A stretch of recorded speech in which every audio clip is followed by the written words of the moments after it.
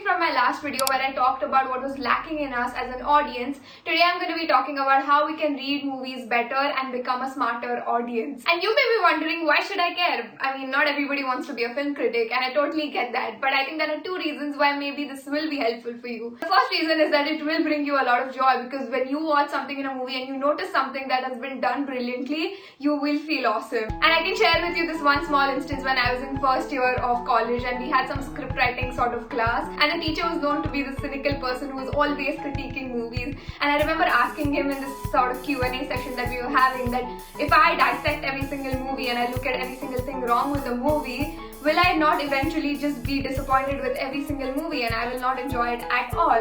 And I wish he gave me some very clever, profound answer, but he didn't, and he just laughed at it. I don't know why he did that, but I think from the past few years that I have done this, that yes, you will be disappointed, but on the contrary, when you find an amazing thing in a film that has been done so creatively, the joy that brings you is unparalleled because you appreciate that so much. Secondly, I just think that it's a very important quality to have, not just in movies, but especially now when a lot of the conversations revolve around movies, content, series, and whatever is coming up. When you have an opinion yourself, you stand out, it gives you personality, and it doesn't matter if it's positive or negative, whatever you want to talk about. As long as you say it in a respectful manner and you back it up with logic, you do stand out. It's a great quality to possess, not just about movies, but even about music, art, dance, veganism, minimalism, whatever it is that you're passionate about. It's great to strive for that. Wow, I didn't think of it that way when you're talking to a person and that person says that. So yeah, thank you for coming to my TED Talk. And before I begin, I just want to quickly say that I am in no way saying that I am a pro at any of these things. I'm just going to share a little bit of what I know, and hopefully that can help you out as well. So first, let's start with the basic things that are there in any film, and I'm sure all of you guys already know about these things, but I'll quickly go over them. There's direction. So the director of the film is the captain of the ship, and he has a vision and he's directing the whole team to move towards that vision and make it come alive. Then there's acting and the cast, and everybody already knows about this. Everybody has their own preferences. Some people like subtle performances, some people like dramatic performances. That's all up to you. Then there's cinematography. Along with the cinematographer and its team, the director, they decide what sort of shots they want to take, whether it's a close-up, a long shot, mid-shot, top angle. Even before they start filming, in the pre-production, storyboarding happens where they decide every single shot they want to take for every single scene. Next is the music, sound effects, background music, songs, all of that. Again, you guys know all of this. There's music, then there are special sound effects used, there's background music, ambience, all of those things. For example, in Barfi, when I saw Barfi a week before, I was shocked. You know, see, Basu's process, the two different processes.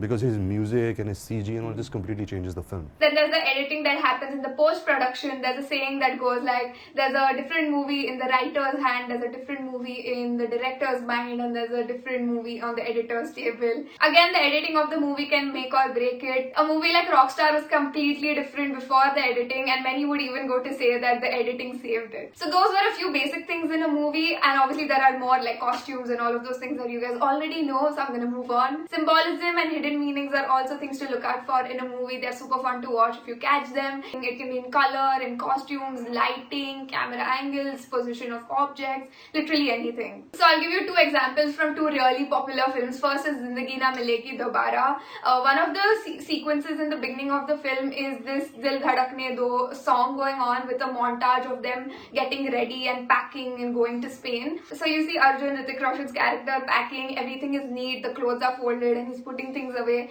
in his suitcase. And then you see Farhan Akhtar's character and everything is a mess in his room, the clothes are not folded and he's just chucking things inside his bag and packing things up. Then you see them in the airplane. So Abhay Deol and Hrithik Roshan's character are either in business or first class, and you see Farhan Akhtar in economy class.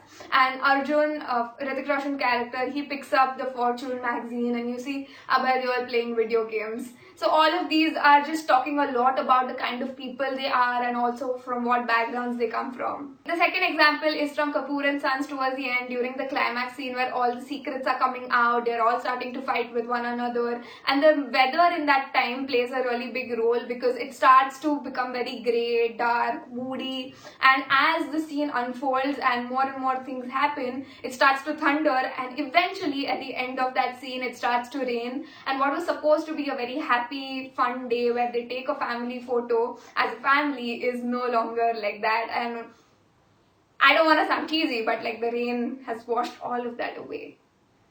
Okay, I'm gonna stop. Another thing in movies is foreshadowing, where they give a small hint of something that is to come later on in the movie, and that is also super fun to look out for. Next, I would say that kind of appreciating the writing and also the web that the filmmaker has woven, because a lot of times there's a lot of subplots going on, different characters, and sometimes all of that comes together really smoothly and it really flows. So when that happens and when you really notice it and appreciate it, it's again a very beautiful, fun feeling. Next, I would say that after you watch the movie or whatever content it is, do a Google search on it, because I love doing this and I do it after every single movie that I enjoy.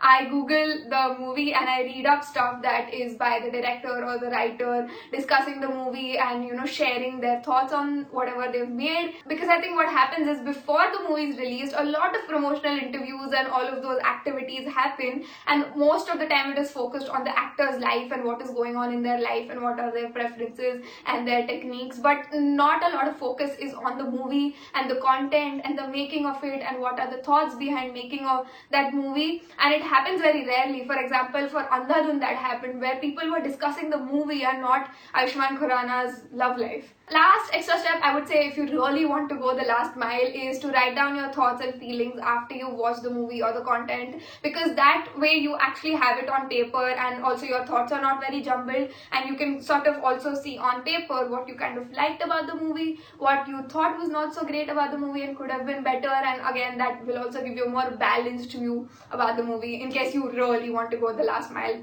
I have this whole book and more where I've just written down things. So yeah, that is it, guys. If you know of any other ways to become smarter, please let me know in the comments, because I need to know that, because sometimes I feel like my brain cells are just dying and I speak like this and I wonder what is wrong with me.